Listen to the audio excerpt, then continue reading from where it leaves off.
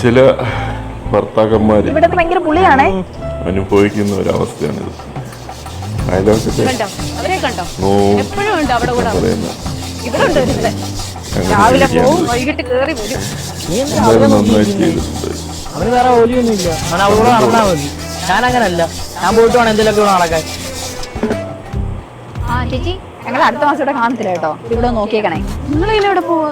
കണ്ണന്റെ ഏറ്റവും വലിയ ആഗ്രഹമായിരുന്നു ആഫ്രിക്കയിലെ മസായിമാരെ പോകണം. ഇപ്പൊ ഏതായാലും അങ്ങ് സെറ്റായി. അപ്പൊ അങ്ങ് പോവാന്ന് വിചാരിച്ചു. മസായിമാടെയോ?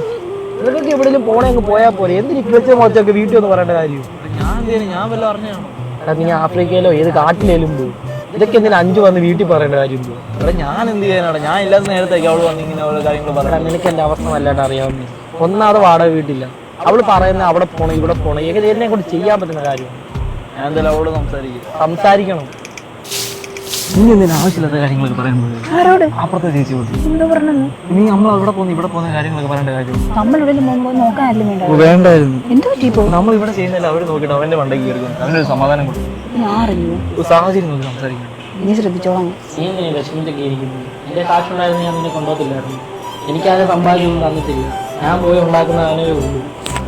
നീ അത് മനസ്സിലാക്കി. നീ മനസ്സിലാക്കി തന്നെയല്ലേ വന്നത്. എനിക്കെങ്ങും പോണോന്നൊന്നുമില്ല. എപ്പോഴേലും നിങ്ങൾ എന്റെ കൂടെ ഇരുന്നാ മതി. എനിക്ക് നിന്റെ കൂടെ ജീവിക്കണമെന്ന് ആഗ്രഹമൊക്കെ ഉണ്ട്, പക്ഷെ നമ്മുടെ സിറ്റുവേഷൻ അങ്ങനെ അല്ലല്ലോ. അതുകൊണ്ടാണ്. നമുക്കൊരു സിനിമയ്ക്ക് പോയല്ലോ. നമുക്ക് ഒന്നിച്ചിരുന്ന് കഴിക്കാം.